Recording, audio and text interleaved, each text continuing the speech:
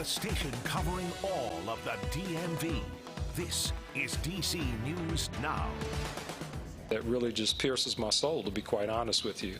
Here we have a kid who's dead who shouldn't be. Tonight at 9, a D.C. government employee charged with murder, turning himself in for the shooting death of 13-year-old boy. The case has gripped the community now for weeks. We're live to have the latest on the Karan Blake investigation as the community searches for real solutions to gun violence. Also coming up tonight, scary moments at school when a teen overdoses, adding to a disturbing trend seen around the region. How today's medical emergency is prompting county leaders to take action. And public schools across Virginia shortened millions of dollars. And it's all because of a big math mistake. How it happened and what this means for your kids. Good evening, and thank you so much for joining us for DC News Now at 9. I'm Tasmin Mahfouz. Hi, everybody. I'm Chris Flanagan. I have a lot of news to get to tonight, but I want to start off with that winter weather moving here in our area. So depending on where you live, you may see anything from flurries to light snow overnight. Chief Meteorologist Janessa Webb joining us now with that forecast. Yeah, Janessa, how's it all looking for tomorrow? You know, we have a very complex storm system. Just to give you the background of this storm, it's causing an ice storm warning to be in place across all of Dallas, portions of Texas, and look at Memphis right now dealing with winter weather advisories. It's kind of a dual-sided situation, but look at the aim here. It's headed towards the DMV, and it really is going to track in here after the midnight hour. This is going to lose its force. Right now, the National Weather Service, they have issued a winter weather advisory for the central Shenandoah Valley out towards the Blue Ridge Mountains. That's just south of Front Royal. So many of our communities from Fauquier County, I want you to be under that warning. Also from Rappahannock to Culpeper as well. You're not in that advisory zone, but you are going to pick up some flakes throughout the overnight. As we wake up tomorrow morning, all of the district from Dale City to Culver County, southern Maryland, you are going to have a good coating of snow on the ground.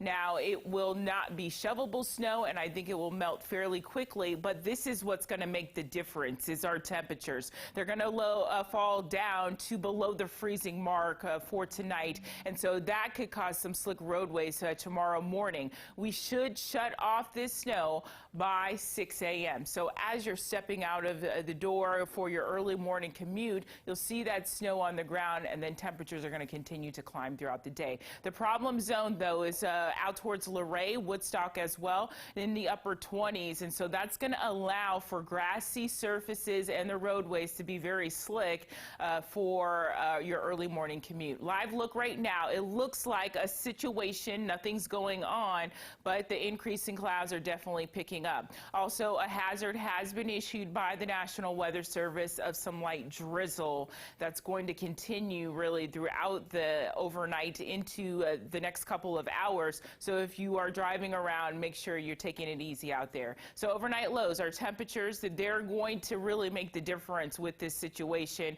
By 3 a.m., we're going to be sitting in the lower 30s. That's the storm system. It's going to be in and out. It will only be about a 5-hour span, and I really think the bulk of your Wednesday, we're going to see a good amount of cloud coverage and even some sunshine. After that, I think the larger story is I'm preparing you for what's happening on Friday. We are going to see some of the coldest temperatures of winter so far, back in the negative digits here in the metro area. I'll break that down coming up.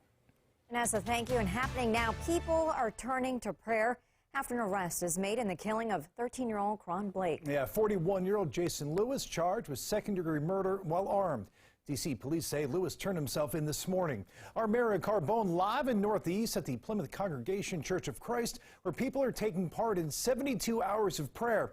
And Marielle, people are there to heal, but also to find solutions to the surge in violence. Yeah, Chris, that is really the goal in all of this. But this vigil, these 72 hours of prayers, it's not just because of Blake's murder. It is because of the many, many shootings and killings we've seen so far this year. Now, that being said, we are less than 2 miles away from where Blake was killed. And people here tonight, they are saying they are just sick of the senseless violence that has taken people's lives, including Blake's. We need to do something other than just have a ritualized vigil or prayer meeting. Inside the walls of Plymouth Congregation Church of Christ, people are processing through prayer. I think they're feeling all that confusion, frustration. Graylin Hagler is pastor emeritus. He says there's a crisis when it comes to gun violence in the district. So far this year, multiple kids have been shot, several killed. One thing is clear is the despair is great, and the amount of guns on the street parallels the despair. Hagler is one of several faith leaders in Ward 4 leading the 72-hour prayer session, strategizing around how to stop the violence. It started Monday night, and 11 hours later, Police Chief Robert Conti announced an arrest in the killing of 13-year-old Karan Blake. You know, I mean, that's something that really just pierces my soul, to be quite honest with you. You know, here we have a kid who's dead, who shouldn't be. According to Conti, video showed 41-year-old Jason Lewis fire his gun, and Blake could be heard crying out, "I'm a kid." And clearly there was great frustration because the city was not forthcoming. Hagler says the 3-week delay in releasing this information is part of the problem. We can't address things if we're continuing to hide the truth from each other. For others, like Reverend Patricia Fears, empowering people from the ground up will make a difference. See, it's good the officials could put people in place to safely walk your child home from school. But it has to be the bottom-up people that understand that you ought not gun them down. Now, the session here at this church, it goes until midnight, and then this all picks up at another location. Chris and Thesmine, the chief also said today that there were other kids that were at the scene when Blake was shot, and he is asking them to come forward and share any information they might have about what happened that night. Reporting live in Northeast D.C., I'm Ariel Carbone, D.C. News Now. Ariel, thank you. So we'll have more on Karan Blake's case throughout our newscast tonight. Coming up in our next half hour, a legal expert tells us what we could expect next in the courtroom. And all the details tonight, an Arlington student still in the hospital tonight after overdosing inside his high school this morning. It is the latest in a disturbing trend we've seen all across the region. Max Marcilla joining us live from Wakefield High School in Arlington after a rough day there for students and staff. And Max, this is really an ongoing issue in Arlington County.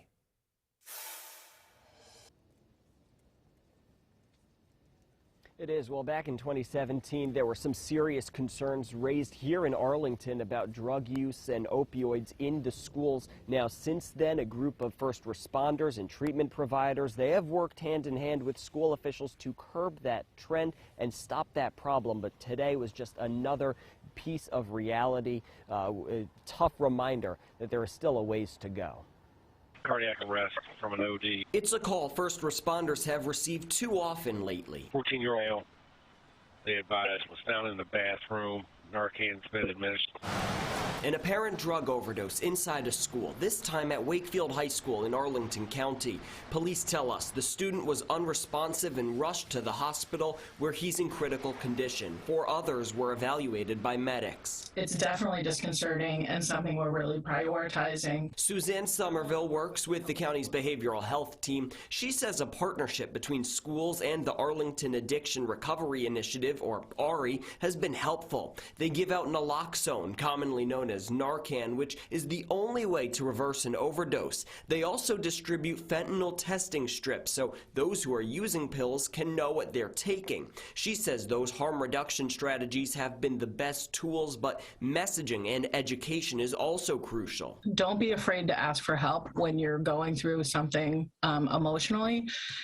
But do be afraid to try pills or things like that you don't know what you're using. This pervasive issue is in every single high school in Montgomery County Public Schools. It's a problem we've reported on in Montgomery County, Maryland, after multiple cases, but it exists across the region. In the last week, student overdoses were reported in Culpeper, Silver Spring, and now Arlington.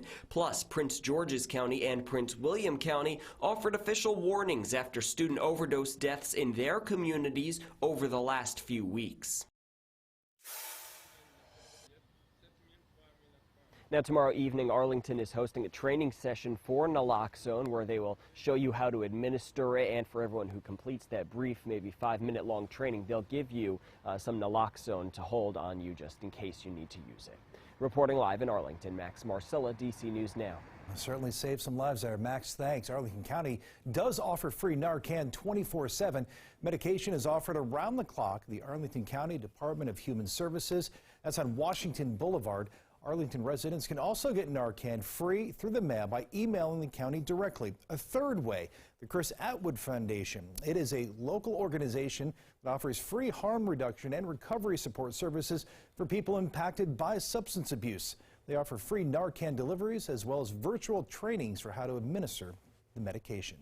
And developing across Virginia, fallout over a miscalculation related to a grocery tax cut. Yeah, it means public schools are getting less money than they planned for. The Department of Education says an online tool incorrectly overstated the amount of state aid going to local school divisions by more than $200 million. Spokesperson Charles Pyle says that they first caught the problem last week. They immediately notified school systems and money committees in the General Assembly.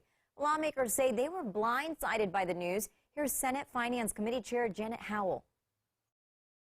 I didn't hear about this till I read about it in the paper. Clearly, we're going to have to make it right. We can't short local school divisions, but it is pretty incompetent that the administration had that happen. So Governor Glenn Youngkin says he is confident that they will be able to address the concerns. The lawmakers say a potential solution won't come quickly. That's because the updated state budget won't take effect until July. And still ahead, we have new details tonight in the beating death of Tyree Nichols. A retired Memphis police officer weighs in on the case as a growing list of officers are relieved from the force. Plus, not safe to drink. People living in one Maryland county are dealing with questionable H2O. The impacts for that community and when they could get answers.